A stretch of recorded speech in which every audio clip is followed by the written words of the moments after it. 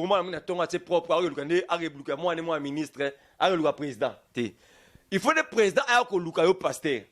C'est ça les critiques, c'est retiré vers bah bien bo liena etina suka parce que le gars bo kondita bo bimse ke mutu mabe hein bien ba pasteur ne bo mabe pour la église de terre bo tevi que ba souffrir so ngo ba passe à Congo à l'église au moins là où souffrance zo vivre na rata d'église mais bango ba mona comme ya normal ba kenda ba lia mbongo na bango ba saka ba faire na bango. Bonzambe na bonzambe lo les ofuta très cher ami fidèle internaute balanditou ya bakolo masolo TV Bilembo TV très cher ami fidèle internaute merci d'avoir disposé votre temps de nous suivre en ce moment. Quant à moi je vous dis soyez le bienvenu sur votre mère chaîne bakolo masolo TV Bilembo TV pourquoi pas aussi vous dire d'être le bienvenu dans votre magazine. Qui a fait quoi? Nana Salinini, qui a fait quoi d'aujourd'hui reçoit pour vous le prophète Berlin Bishima. C'est avec lui que nous allons nous entretenir tout au long de cette émission avant NAPC Maloba. Pourquoi pas ko pesana no mbote na bato nyonso ba disposa temps na bango kolanda biso coordonnateur Eric Nabab Adomosha Xbox Philomène Namuko ya Motema Bivance de Monde Angleterre Mechti de Mission en Suisse Junior Mabiala l'homme de soins tété en Suisse na Mama Tété Zaou depuis France na Pesio Mbote depuis aux allées pourquoi pas aussi dire un grand merci na Mama Oyale Sakaba Mama nyonso Maman Gili, Gili appelle l'appellation bien contrôlée depuis Angleterre. On appelle son botte maman maman maraîchère. Bientôt une année, Nayo, une année ONG no appela.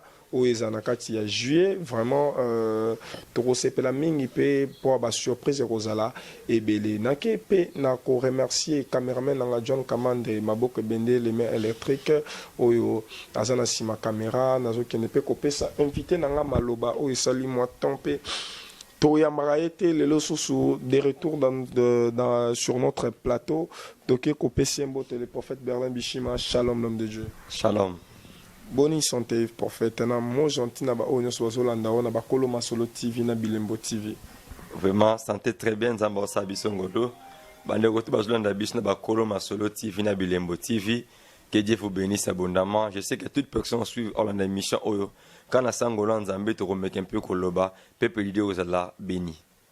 Voilà, l'homme de Dieu, le prophète Berlin Bishima, l'homme des retours à la parole.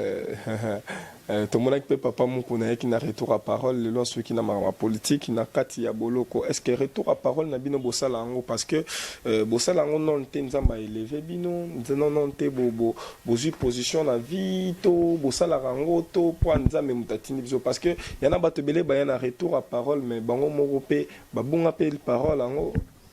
Bon, on a une rectifié moukié. Ngazalo ma retour à la parole te. Je suis le prophète de Dieu. Tout c'est la Moussa Nzambe car selon l'écriture de c'est la Moussa Nzambe. Au moins, le but très important, c'est belé bayana makambango, babunga muke pour nos gloire. Non. Problème est aranine. J'aime David, hein. C'est pour ça moi j'aime trop cet homme de David. David à chaque fois orgueil bandel il a David na royauté nae. David abi sokatali lingende na ya bergerie lorsqu'il était au berger et ils ont c'est biskan nzamba zoaye. Au moins na vie ceux qui mutu nzamba no mémoire na ba dimension mon ko boss en soksi bisko utité. Pelo que ça très important nous étant que des hommes de Dieu ko boss na makambo nzamba lo bakano de débité. Beaucoup des hommes de Dieu l'nzamba tombolier, l'nzamba élevé a bossa ni première alliance na nzambe. Ya ngo Bible zoloba to zongi la première amour na biso na nzamba Israël. Donc beaucoup des hommes de la gloire yaka mingi et on a bisara toujours même balu ko encadrer ce gloire yé beaucoup plus na sama ko la tata na molimo parce que erreur msoko lingo sala yeso so yo kaka so gangele ozonga na nzela mais mingi ba koma so gloire yé papa molimo so le logo ta so logo ti donc amone pamba ya berere belé dans les ministères lelo donc alo baka berere ya ba ene na biso eza pona biso lokola éducation moko tonga to bongisa pe ba choix biso so faut to bongisa pour to le capter tambola malam na Yesu. Voilà, l'homme de Dieu, Olanda qui bien pasteur de Nilesi Oyo, Ameka qui ko lobaba vérité, hypocrisie, il y a quelques hommes de Dieu, Oyo Zolobake, œuvre na bango et comment plus populaire que œuvre ya Yesu Christ. Ba comment on comment plus populaire que ba œuvre ya Yesu Christ. Deuxième des choses aussi le bapé que ba pasteur autre ba comment on a besoin ça la prière pour la nation ezaki que bazaki financier et pas ex-président Joseph Kabila Kabange et puis dans aucun sous plus loin allo ba que ba sala nzambe belé ba bungi na nzela y compris moko na kati ba se repentir liboso nzambe comment na ba papa na biso ba eni na bino ba kambi na biso comment na ke bango nyonso baza toujours na nzela moko atangi ba pasteur baruti atangi ba pasteur walesa oyo ba pesa qui est prière à prier pour la nation mais yé pasteur Denis Lesa Bengo c'est la prière mais comment le baké pasteur walesa ça la querelle ko le baké comment un chef de l'état assimé dans nzoto balia soso luma est-ce que nyonso wana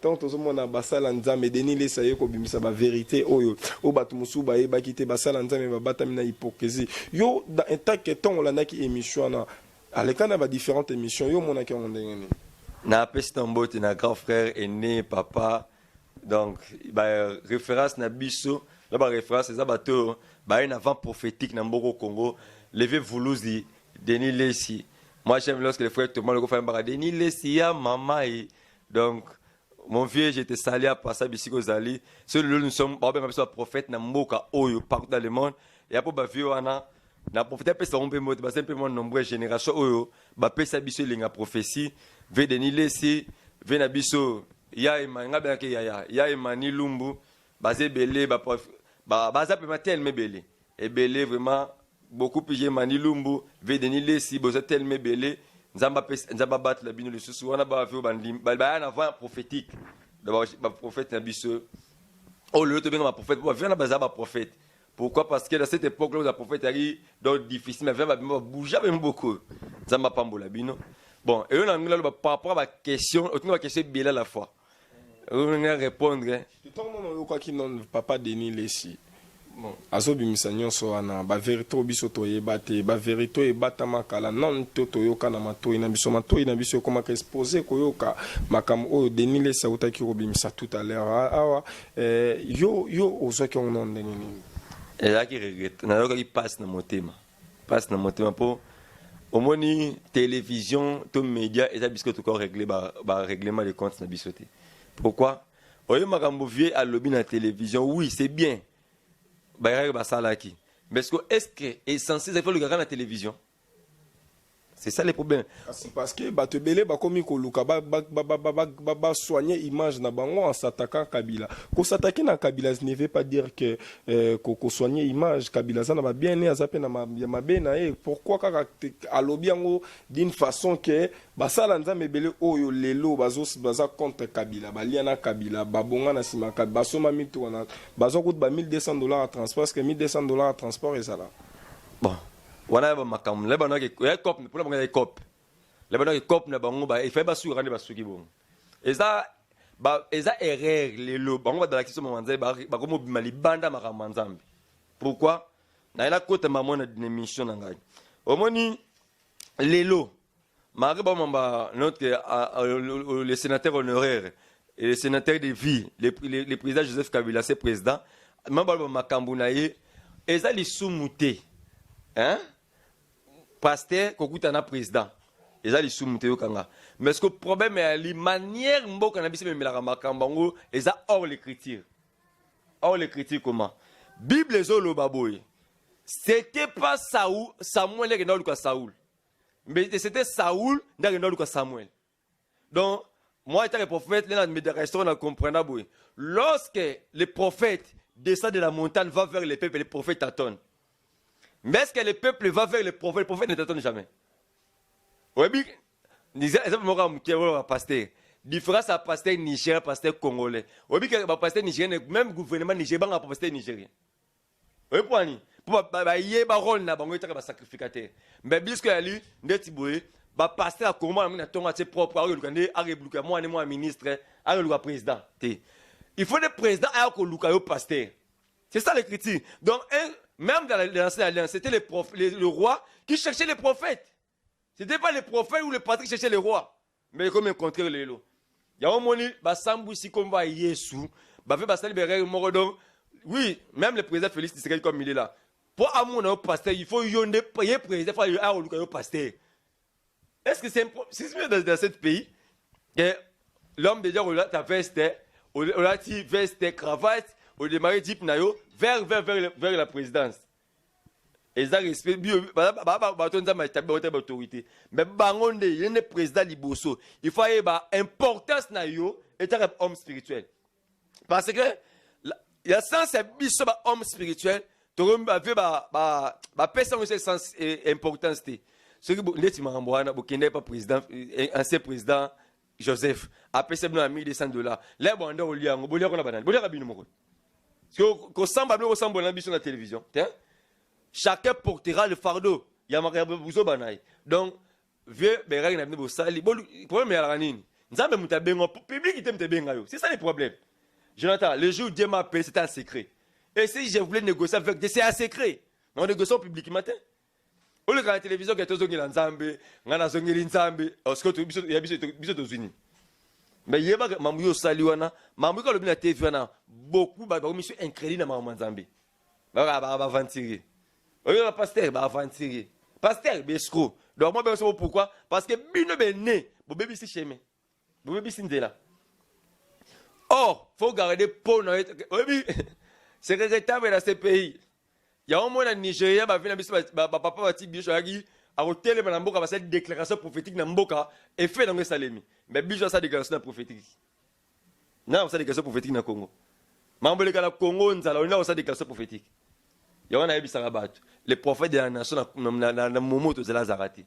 Les véritables prophètes de la nation c'est Jésus-Christ de Nazareth. Bon, moi je pourrais pas condamner qu'on trop qu'on papa Denis pourquoi ça parce que c'est que certains hommes de Dieu font en voulant détruire l'image de l'autre pour construire leur propre image. Qu'on détruit l'image de Joseph Kabila, Azaboye, Azo faire souffrir mais et ils étaient mieux placés. Il y a qu'au papa Kabila que président Tala Koto peuple les souffrir mais il y a ensemble c'est réjouir ensemble attendez Moni Félix va comme contre il y a un papa Denis Lessi côté Azana alobi que prière to bon sala prions pour la nation na stade au ba d'abord ba keto prier mboka ya mboka ba ke liboso te ba ke bazuna ba mbongo ba rassembler ba côté ba na bis ba ke kuna na stade de Martyrs. Problème mes enfants est clair mambo te bien papa mukuna hein là ba l'autre qui ancien président de vieux de nabimi par recadrer makam oui ko bi problème est à ce que moko là rozo bima soit la personne recadrer mafalu papa mukuna beaucoup na entre bino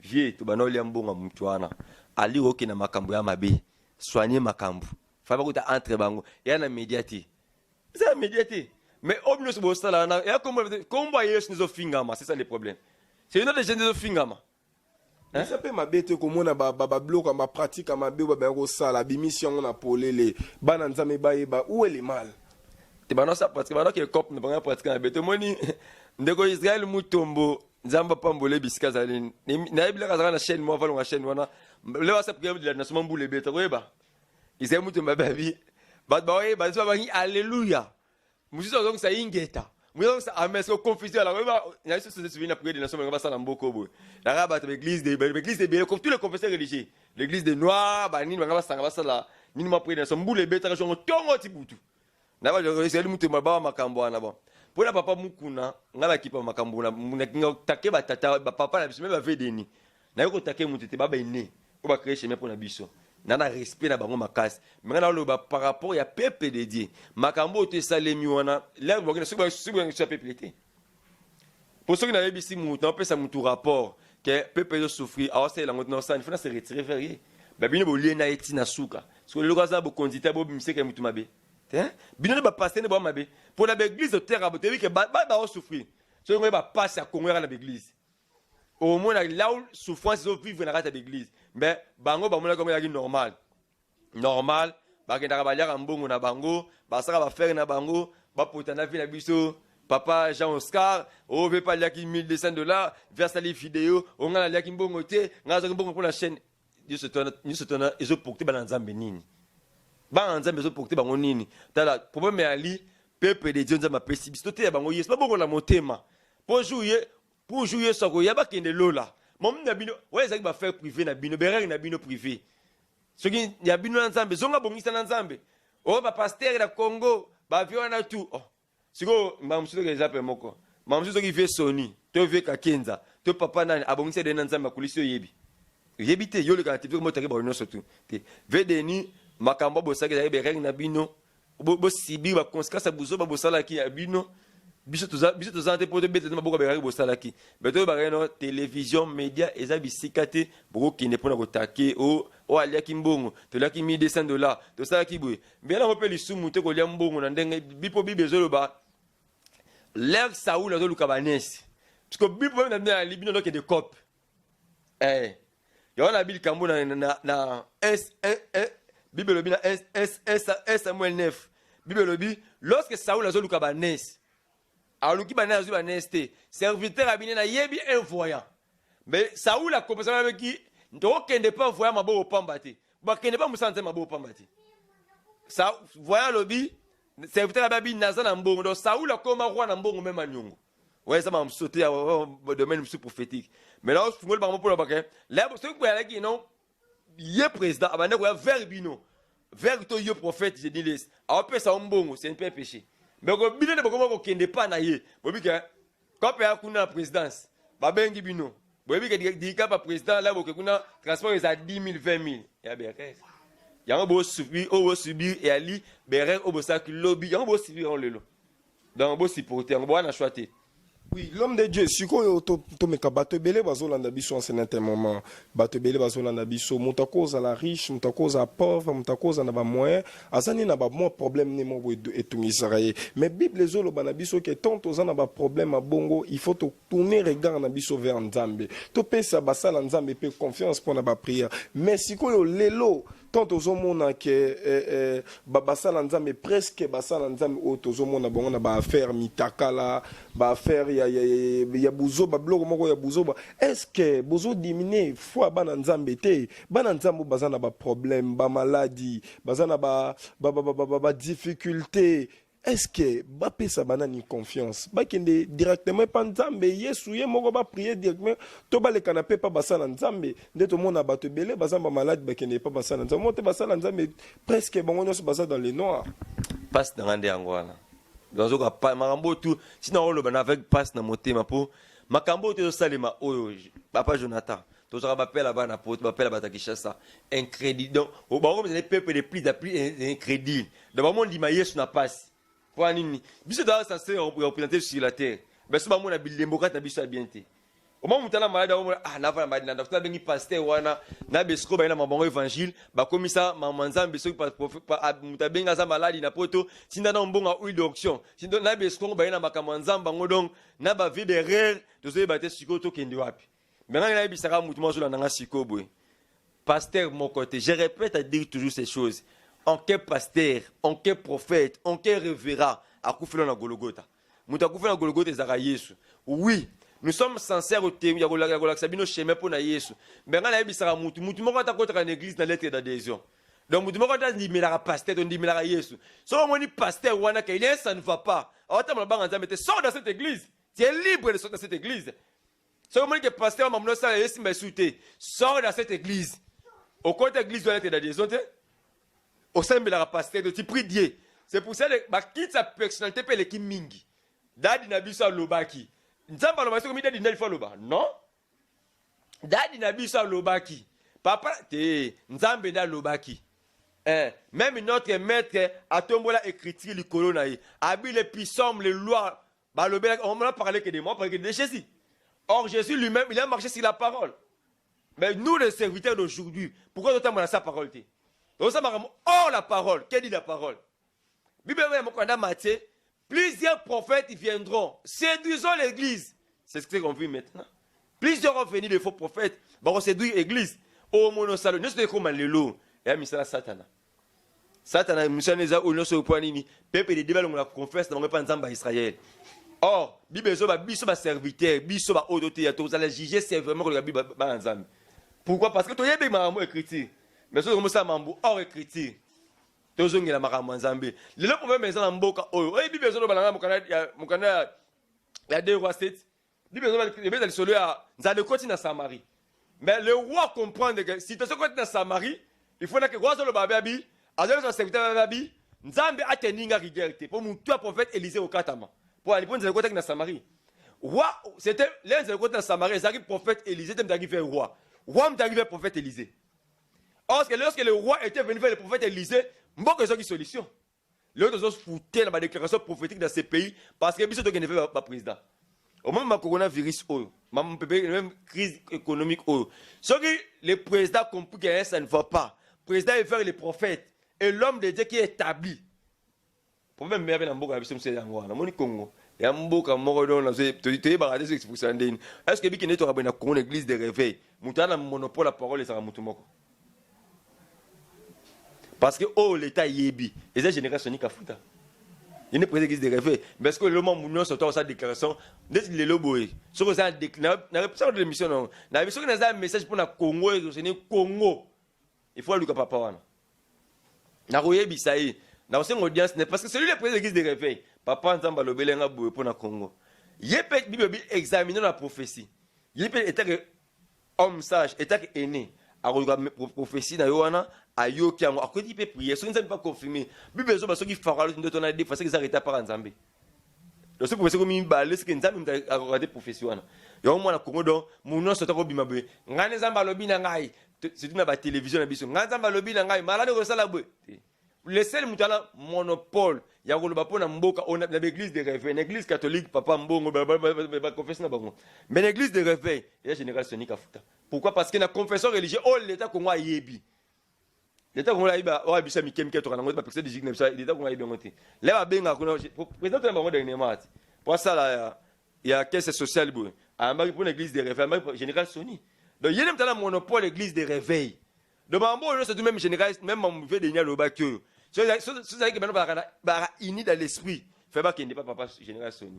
Voilà, bonzambe na bonzambe le lezo foot très cher ami fidèle internaute bino batutu bozola na biso en un moment vous a scotché connecté na Bilembo TV bakolo masolo TV je vous dis vraiment bozala connecté scotché pour être c'est ici que le Saint-Esprit va commencer à opérer. Outsoloba esika eloko moko boye.